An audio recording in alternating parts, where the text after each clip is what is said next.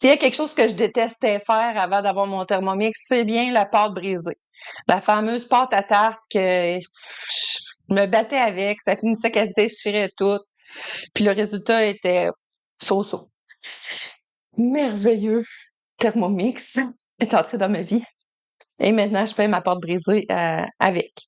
Donc, je suis Diane Tanguay, conseillère indépendante Thermomix, et ça va me faire super plaisir de faire la recette de pâte brisée à l'aide du Thermomix avec toi pour te montrer à quel point c'est super facile. Et le feuilleté de cette pâte-là, la saveur de cette pâte-là, je te jure, celles du commerce vont prendre le bord, ça sera pas très long. Donc, il suffit de le faire une fois pour constater à quel point c'est vraiment facile et simple. Donc, OK, je vais aller chercher d'abord ma recette dans Cookidoo. Je vais laisser le lien de la recette dans la description. Commencer à cuisiner. Donc, on me demande 300 grammes de farine. Je prends de la farine blanche, tout usage, bien ordinaire. Ensuite, 150 grammes de beurre coupé en morceaux. Là, il est froid.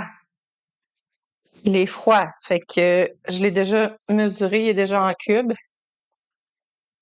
Pourquoi qu'il faut qu'il soit froid? C'est que s'il reste des petites perles de beurre à l'intérieur de ta pâte, lorsque ça va cuire au four, ça va exploser, ça va éclater, puis ça va faire, c'est ça qui fait le feuilleté de la pâte.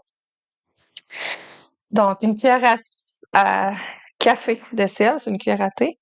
Je vais y aller au pif, dans le creux de ma main. 100 grammes d'eau froide, donc j'ai mis mon pichet d'eau au froid tantôt. Tu vois comment c'est... Écoute, c'est d'une simplicité déconcertante, là. Et le résultat, je te jure, là, quand tu vas avoir fait ta pâte toi-même, là, tu pourras plus acheter celle du commerce. OK, on met le couvercle et le gobelet doseur. On met ça jusqu'à 4.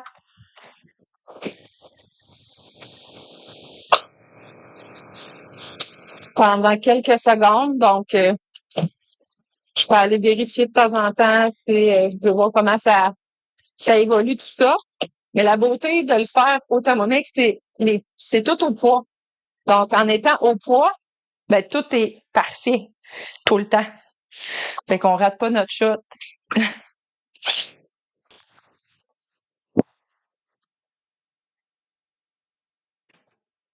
Donc, une fois que le temps est écoulé, on regarde la texture de la pâte, c'est tout le temps parfait. Ils disent de renverser ça sur le plan de travail. Mon truc, c'est de tourner le moyeu central comme ça pour être sûr que tout est bien dégagé. Là, il va y avoir de la pâte collée là, sur le pourtour. Évite de la prendre parce que sinon, ben, tu pourras toujours, là, mais si tu vas avoir une pâte parfaite, je te déconseille de l'utiliser. Donc, on fait simplement rassembler la pâte comme ça, faire une boule avec, comme tu peux voir. Elle se tient à merveille. C'est parfait comme ça. Je peux la remettre au frigo.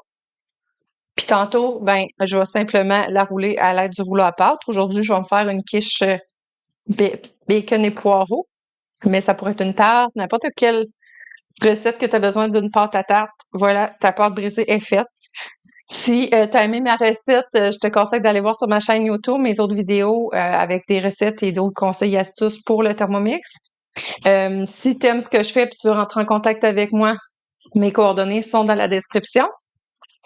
Et je t'invite à liker, partager et commenter la vidéo si tu as des questions, etc.